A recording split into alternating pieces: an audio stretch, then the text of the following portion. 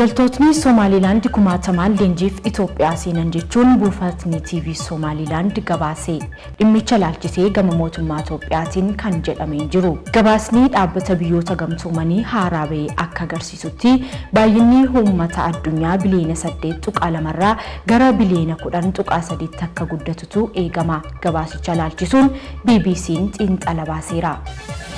Kunneen mata duree oduuwwan keenyaati. Kabajamtoota daawwattoota wiirtuu miidiyaa akkam jirtu. Oduu isaa kanaaf jennee qabannee dhiyaanneerraa oduu waliin ani Margee Tasfaati. Loltootni Somaliland kumaatamaan leenjiif Itoophiyaa seenan jechuun buufatni TV Somaliland gabaasee dhimmicha laalchisuun gama mootummaa Itoophiyaatiin kan jedhamee jiru. Gabaasa dabalataaf Yoonaas Mangashaa.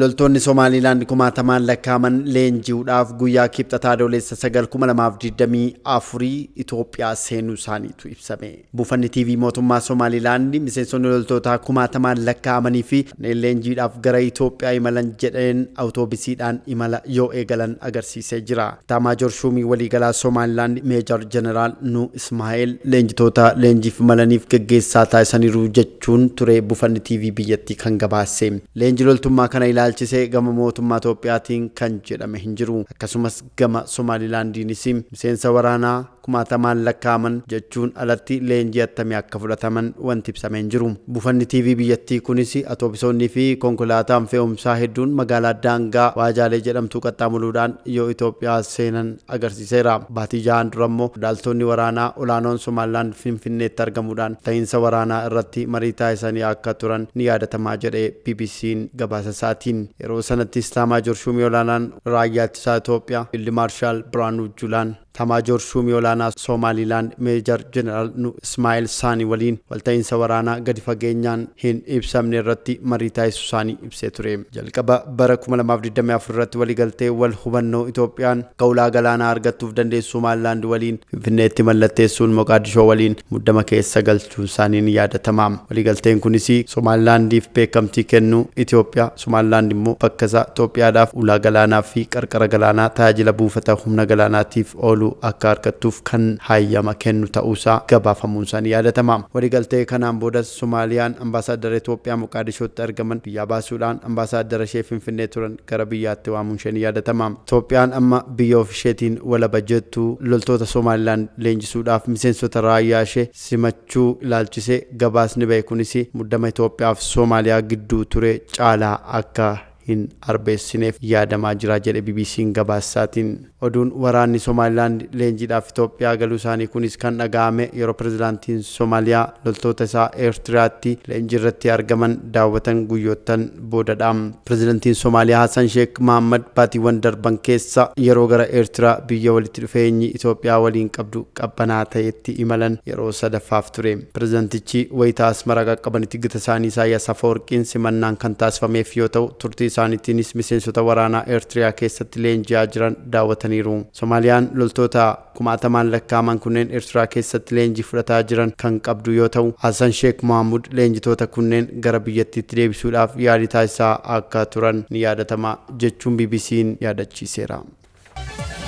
Gabaasni dhaabbata biyyoota gamtoomanii haaraa ba'e akka agarsiisutti baay'ina uummata addunyaa biliyoona 8.2 irraa gara biliyoona 10.3tti akka guddatutu eegama. Gabaasicha laalchisuun BBC'n xiinxala baaseera.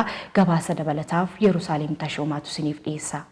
Gabaasni dhaabbata biyyoota gamtoomanii haaraa ba'e akka agarsiisutti baay'inni uummata addunyaa biliyoona 8.2 irraa gara biliyoona 10.3tti akka guddatutu eegama. Guyyaa baay'ina uummata addunyaa jedhamuun adoolessa 11 kabajamu sababeeffachuun tilmaamni baay'ina uummata addunyaa bara 2080 keessa ol ka'uun sana booda gadi bu'aa deema. Namoonni amma dhalatan giddu galeessaan umurii 73.3 akka jiraatan raaga ibsi kun tilmaama bara 1995 baheerraa waggaa 8.4 dabalata qaba. Walakkaa jaarraa darbeef dhaabbanni biyyoota gamtoomanii yookaan United Nation ragaalee lakkoofsa baay'ina uummataa, ragaa dhalootaa fi kan du'aa akkasumas odeeffannoowwan biroo biyyoota miseensa dhaabbatichaa ta'anii fayyadamuun yeroo yeroodhaan lakkoofsa uummata addunyaa ni tilmaama. Garuu lakkoofsi UN jedhu kun hangam amansiisaadha kan jedhuuf lakkoofsi namoota pilaaneetii kanarra jiranii herreeguun saayinsii tilmaamaati jedhu. Yuunivarsiitii Saawuzaamtaanitti Piroofeesara Diimoogiraafii kan ta'an Jaakob Biijaak turtii BBC waliin taasisaniin biiroo lakkoofsa uummataa Waashingtanitti ogeessaa fi qorataa diimoogiraafii kan ta'an Dr. Toshiko Kanedaas baay'ina uummata addunyaa kana jedhanii ibsuuf tilmaama yoo ta'een alaa lakkoofsi qabatamaan akka hin jirre kaasu. Muuxannoo beekumsaa fi odeeffannoo qabnu irratti hundoofnee gaafa yaadnu hojii baay'ee rakkisaadha jechuun baay'ina uummata addunyaa tilmaamuun salphaa akka hin taane kaasu.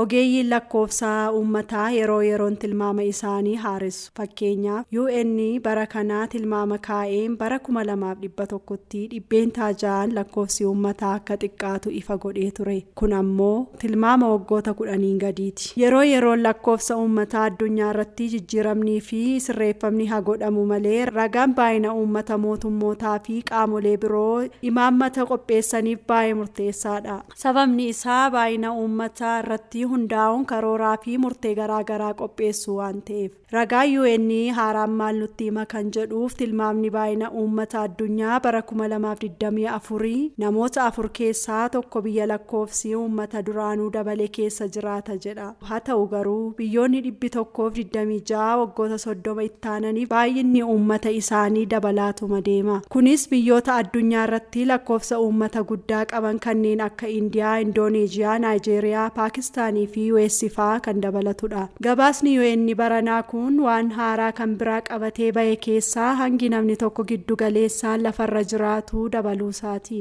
Hangi namni jiraatu yeroo weerara COVID-19 gadi bu'ee ture amma dabaleera. Godaansaa fi lakkoofsi uummataa dabaluu ilaalchisee ammoo baay'inni uummataa dabaluun addunyaa garaagaraa irratti wal fakkaataa miti. Biyyoonni tokko tokko kanneen akka Angoolaa, Riippaabilika Afrikaa giddu galeessaa, Dimokiraatik Riippubilik Koongoo, Nijeeriyaa fi Soomaaliyaa waggoota 30 dhufan keessatti daa'imman haaraa dhalatan hedduu ta'u. Addunyaa biroo keessatti ammoo godaansa sababa lakkoofsi uummataa akka guddatu godhu keessaa tokkodha. Kunis biyyoota akka Awustiraaliyaa, Kaanaadaa fa'aa keessatti. Godaansi dhimma faca'insa uummataa irratti dhiibbaa fidu ta'uunsaa hubatamaa akka dhufe kan himan Piroofeesar Jaakob Biijaak garuu biyyoonni hedduu godaantota hin lakkaa'an yookaan ammoo waggaa 10 keessatti si'a tokko qofa lakkaa'u jedhu. Dr. Toshiko Kanedaa akka jedhanitti wal hormaata caalaa godaansi baay'ina uummataa irratti dhiibbaa akka fidu eeruun iddoo akka itti kennamu gaafatu. Biyya lakkoofsi daa'imman dhalatan baay'ee xiqqaa ta'e keessattuu namoonni dhalatan zeerootti gadi bu'aa jedhee hin eegu. Garuu godaansi halkan tokkotti jijjiiramuu danda'a jechuun namoonni sababa waraanaa yookaan balaa uumamaan akka godaanan kaasu. Gama biroon ammoo biyyoota guddatan keessatti dhaabbilee ragaa funaanan irraa baajanni cituun biyyoota guddataa jiran irratti dhiibbaa mataasaa akka qabaatu kaasu Dr. Toshidoon. Biyyoonni kun baajata kutuun isaanii baasiin ragaa funaanuuf bahuu ol ka'aadha kan jedhuuni. Addunyaa irratti dhaabbileen tilmaama baay'ina uummata addunyaa hojjechuun beekamaa Waashingtan Yuunivarsiitiitti kan argamu Institute of Health Metric and Evaluation fi Veenaatti kan argamu wiirtuu Witingestiin jedhamuun beekamudha. Biyyoota buna oomishuun addunyaa irratti fedhii dhiyeessii bunaa addunyaa guutuuf gahee olaanaa taphatan sadarkaa 1-5 jiran keessatti Itoophiyaan ramadamtee jirti. Sadarkaa isaanii akka taanutti isinitti himna. Biyyoonni buna oomishaan addunyaa irratti fedhii dhiyeessii bunaa addunyaa guutuuf gahee olaanaa qaban sadarkaa 1-5 jiran keessatti Itoophiyaan ramadamtee jirti. Biyyoonni kunneen buna baay'inaan oomishuu qofa osoo hin taane qulqullina oomisha bunaa olaanaa ta'een beekamu. Maddoota hedduurraa caqasuudhaan biyyoota buna oomishan gurguddoo 5 keessatti Itoophiyaan ramadamtee jirti. Biraaziil tokkoffaa qabatteetti. Biraaziil buna addunyaa dhiyeessii keessatti dhibbantaa 40 yookaan harka 3 keessaa tokko oomishti. Haalli qilleensaa naannolee Biraaziil keessatti argamu dhaabbilee buna oomishaniif mijataadha. Biraaziil keessatti oomishni bunaa meetirik toonii miliyoona 3.5 ol kan ga'u yoo ta'u, buna arabikaa dhibbantaa 69 fi buna roobustaa dhibbantaa 31tu biyyattiin oomishama. Sadarkaa lammaffaatiin immoo Veetinaamidha. Veetinaam addunyaa irratti buna oomishuun sadarkaa lammaffaa irratti kan argamtu yoo ta'u, buna meetirik toonii miliyoona 1.8 ol kan oomishtu yoo ta'u, oomisha bunaa addunyaa keessaa dhibbantaa 17 ol qabdi. Veetinaam buna roobustaa dhibbantaa 95 fi buna arabikaa dhibbantaa 5 kan oomishtu yoo ta'u, Veetnaam addunyaa irratti buna roobustaa oomishtuun sadarkaa duraa taateetti. Naannoleen Veetnaam tokko kanneen oomisha bunaa isaaniitiin beekaman giddugaleessa ol ka'aa Veetnaam kaabaa fi Veetnaam kibbaati. Sadarkaa sadaffaa kan qabatte immoo Kolumbiyaadha. Kolumbiyaan oomisha bunaa meetirik toonii 1858 qabachuun sadarkaa sadaffaa irratti argamti. Kolumbiyaan oomisha bunaa addunyaa keessatti 8% kan qabdu yoo ta'u buna arabikaa oomishtuun sadarkaa lammaffaa irratti argamti. Naannoowwan dhaabbii bunaa Kolumbiyaa hedduun yuuneskoodhaan hambaa addunyaa ta'anillee moggaafamaniiru. Indoneeziyaan buna addunyaa oomishuuf sadarkaa afuraffaa irratti kan argamtu yoo ta'u buna naannoo meetirik toonii 642 kan oomishtu yoo ta'u oomisha bunaa addunyaa keessaa 6% gumaachiti. Indoneeziyaan buna roobustaa 91 fi buna arabikaa 900 oomishti. Buna addunyaa kanarraa baay'ee hin argamne keessaa muraasni Indoneeziyaa irraa kan dhufan yoo ta'u gosi bunaa kooppii luwaak kan qaala'aa ta'e dabalatee Indoneeziyaa keessatti naannoleen hedduun dhaabbilee bunaa isaaniitiin beekaman Sumaatiraa, Jaavaa, Suwaaleesii, Filoores, Baalii fi Paappuwaa yoo ta'an tokkoon isaanii amala bunaa mataa isaanii qabu. Addunyaa irratti biyyi buna oomishuuf sadarkaa shanaffaa irratti argamtu Itoophiyaa yoo ta'u oomishni bunaa ishee meetirik toonii 441 ga'eera. Itoophiyaan oomisha bunaa addunyaa keessaa 4% kan gumaachitu yoo ta'u harki guddaan buna arabikaadha. Naannoleen Itoophiyaa buna oomishuun beekaman hedduun Wallaggaa, Jimmaa, Harar, Limmuu, Sidaamaa fi Yirgaacheefee ta'uu gabaasni tempo.com weebsaayitii isaa irratti maxxansee jira. Baankiin biyyoolessaa Itoophiyaa imaammata maallaqaa haaraa ifa godhee jira. Kana ilaalchisee BBC Afaan Oromoo ogeeyyii dinagdee fi faayinaansii dubbisee xiinxala isaanii maxxansee ture. Achirraa waan argatee Yoonaas Mangashaatu isinitti hima.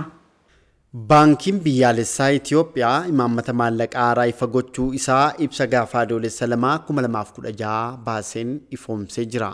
Imaammata kana ogeeyyiin dinagdee fi faayinaansii jagaariin yoo ilaalan kanneen gaaffii irratti kaasanis jiru.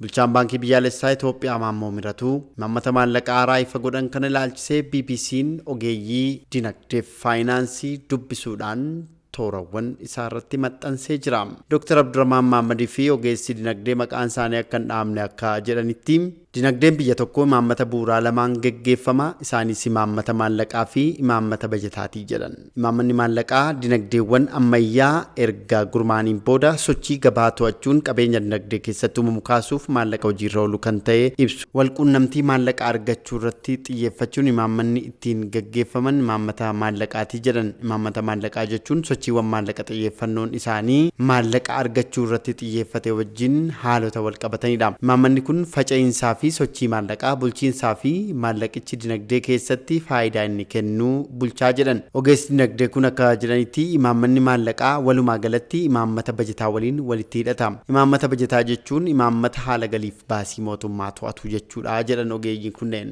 Baankiin biyyaalessaa Itoophiyaa imaammata haaraa kana osoo hin dhiyeessin dura imaammanni maallaqaa Itoophiyaa maal fakkaataa gaaffii jedhu ogeeyyii kanaaf BBC'n dhiyeesseen imaammanni maallaqaa baankii biyyaalessaa itti fayyadamaa ture sababa ol ka'iinsa gatiitiin hangi maallaqaa dinagdee keessa jiru guddina dinagdeetii ol ture jedhan. Fakkeenyaaf hangi maallaqaa dinagdee keessa jiru harka 10 guddate guddinni dinagdee ammoo harka 5 yoo guddate daballii gatii akka mudatu taasisaa jedhan Dr. Abdurrahmaan. Kun ammoo rakkoo imaammata maallaqaa duraan irraa kan ka'e ta'us kaasan. Kanaan dura baankiin biyyaalessaa Itoophiyaa maallaqa callaa fi maallaqa herrega baankii keessa jiru guddina dinagdee waliin wal simsiisuuf yaala akka ture himan. Haa ta'u malee baankiin biyyaalessaa hanga maallaqa dinagdee keessa jiru to'achuu akka hin dandeenye ibsan Dr. Abdurrahmaan. Yoo kana ibsanis mootummaan Itoophiyaa maallaqa baankii biyyaalessaa gaafa liqeeffatu maallaqa callaatu uumama. Liqeeffatee gaafa kaffaltii raawwatu maallaqni hawaasa keessa galaa jedhan. Ogeessi dinagdee maqaan isaanii akkan eeramne gaafatan ammoo imaammanni maallaqaa duraanii daballii gatii to'achuu akka kaayyoo ijoo kan godhate ta'uudha kan himan. Baankiin biyyaalessaa akka ibsatti imaammata haaraa kanaan baankichi ijjannoo isaa agarsiisu haala maallaqaa fi liqii murteessuuf tamanaa imaammata to'annoo dhalaa akka fayyadamuudha. Hangi dhalaa liqaa irratti dhiibbaa akka qabu beekamaadha. Hangi dhalaa olaanaa yoo ta'e liqeeffataan liqaa fudhachuuf duubatti harkifata. Kanaaf baankiin biyyaalessaa fedhiin maallaqaa dinagdee keessa jira jedhee yoo yaade dabalii gatii tasgabbeessuudhaaf dinagdee liqii akka dabalu gochuu danda'a jedhan. Kun ammoo fedhii baankiiwwan liqii kennuuf qabaniif kan warra liqeeffatanii akka xinnaatu gochuu danda'a. Liqeeffataan yoo hin jiraanne dinagdee keessatti fedhiin gadi bu'uu danda'a. Investimentiin baay'ee qorra. Hangi dhalaa yoo guddate namoonni waa bituurra maallaqa isaanii kaa'u filatu. Kun dinagdeen akka qorru godha. Dabaliin gatiis akka tasgabbaa'u godha jedhan Dr. Abdurrahman. Dabaluunis baankiin biyyaalessaa maallaqi baankiiwwan harka jira jedhee yoo yaade maallaqicha ofiisaatii liqeeffataa ta'ee baankiiwwan harkaa sassaaba. Maallaqa harka baankilee jiru sassaabuun gabaa keessaa baasa jechuun ibsan. Gama biraan hamma baankiin biyyaalessaa sochii maallaqaa gabaarra jiru xiqqaateera dinagdeenis qorreera jedhee yoo yaade hanga dhalaa gadi buusaa jedhan. Dabalii gatii ilaalchisee kutannoon siyaasaa murteessaa akka ta'e kan himan Dr. Abdurrahman mootummaan aangoorra jiru dabalii gatii ittisuuf kutannoo kan qabu ta'uusaa agarsiisuu qabaa jedhu. Dabalataanis baankii giddugaleessaa bilisaa fi amanamaa akkasumas sirna faayinaansii fooyyee ta'e jiraachuu akka qabu kaasu. Imaammanni baankiin biyyaalessaa haaraa dhiyeessee abdii kan namatti toludha kan jedhan Dr. Abdurrahman baankichi ta'ee mootummaan lamaan isaaniituu kutannoo qabaachuu akka barbaadan agarsiistuun labsii baankii biyyaalessaa dhiyeenya paarlamaaf dhiyaate ta'uu himan. Labsichaan hanga maallaqa mootummaan liqeeffachuu danda'u torbaniin dura paarlamaaf dhiyaateen mootummaan federaalaa galii biyyaa keessaa 15% caalaa baankii biyyaalessaa irraa liqeeffachuu akka hin dandeenye kan daangessudha. Imaammanni haaraan kun dabalii gatii itti fufiinsaan ittisuuf kan deeggaru jedheen amanaa jedhan Dr. Abdurrahman. Ogeessi dinagdee biraas imaammanni maallaqaa haaraan kun barbaachisaa ta'uu kaasuudhaan kun dinagdee ammayyaa kamiyyuu keessatti faayidaarra kan ooludha jechuun imaammata maallaqaa haaraa baankiin biyyaalessaa Itoophiyaa qopheesse kana kan deeggaran ta'uu himanii jiru. Gabaasichi kan BBCti. Pirezidaantiin Keeniyaa Wiiliyaam Ruutoon mormii gibira haaraa mudatee hordofuun ministeerota isaanii fi abbaa alangaa waliigalaa battalumatti itti gaafatamummaarraa akka kaafaman ajaja dabarsuun gabaafame. Pirezidaantiin Ruutoon murtoo kanarra kan ga'an yaada lammiilee biyyattiirraa argataniin ta'uun ibsameera. Gabaasa dabalataaf Magarsaa Baqqalaa. Pirezidaantiin Keeniyaa Wiiliyaam Ruutoon abbaa alangaa waliigalaa biyyattii dabalatee miseensota isaanii hunda hojiirraa geggeessan. Kun mormii dhiyeenya dargaggoota biyyattii irraa isaan mudate hordofee tarkaanfii fudhatameedha. Hojii isaanii irratti kan afaan Musaaliyaa Mudvaadii ministeera dhimma alaa biyyattii qofadha. Mormiin dargaggoota Keeniyaa Ruutoon akka wixinee faayinaansii haaraa qopheessan deebisanii haqan taasisee jira. Pirezidaantichi tarkaanfiin kun lammiilee Keeniyaa dhaggeeffachuu hubachuu kan fudhatamee fi jijjiirama kaabinee keessatti fiduuf taasifameedha jedhan. Mootummaa hunda galeessa deebisee hundeessuuf marii bal'aa akka geggeessu hime. Kaabinoota isaa hunda haariyan malee itti aanaa pirezidaantii biyyichaa garuu hin dabalatu. Ruutoon kaabinoota isaa haaraa yoom akka muuduu hin ibsine. Garuu paartilee siyaasaa adda addaa lammiilee Keeniyaa dhaabbilee dhuunfaa fi mootummaa keessa jiran akkasumas hawaasa waliin mari'achuun qabaa jedhaniiru. Ruutoon aangoo qabatanii waggaa lama otoo hin guutin tarkaanfii kana fudhatan. Biyyattii keessatti tarkaanfiin akkasii kan baratame ta'uu baatus dheekkamsa uummataa dhaggeeffachuun deebii akkanaa kennuu ibsanii jiru. Isa dhumaa fi Keeniyaatti kaabineen hundi hojiirraa kan geggeeffaman bara 2005 yoo ta'u, pirezidaantii yeroo sanaa kan turan Miwaayii Kibaakii heera haaraa qophaa'ee sagaleen irratti kenname irratti waan mo'amaniif tarkaanfii akkasii fudhatani. Ruutoon dhiibbaa siyaasaa jala kan jiru yoo ta'u dargaggoonni mormii jalqaban ammas itti fufanii jiru. Tarkaanfii kana garasitti namoonni qabeenya mootummaa qisaasessaa turanii fi malaammaltummaan himataman akka itti gaafataman barbaadu. Kaan ammoo pirezidaantii Ruutoonis akka aangoo gadhiisan barbaadu. Torban darbe Ruutoon dhaabbilee mootummaa keessatti baasiin jiru akka hir'atuuf tarkaanfii hedduu fudhachuu ibsani. Isaan keessaa imala gara biyya alaatti kaabinoonni isaanii taasisan akka xiqqaatuu fi dhaabbatu, baajenni giifti duree akka dhaabbatuu fi kaanis keessatti argamu. Dabalati miindaa kaabinoota isaa fi miseensota paarlaamaaf qophaa'ee ture akka dhaabbatu murteessanii jiru. Qaala'insa jireenyaa to'achuu dadhabuunii fi malaammaltummaan dhimma ijoo biraa biyyichatti mormii kaaseedha. Egaan kabajamtoota daawwattoota keenyaa oduun isaa kanaaf jennee kana gammaatti daawwattan ture turtii gaarii.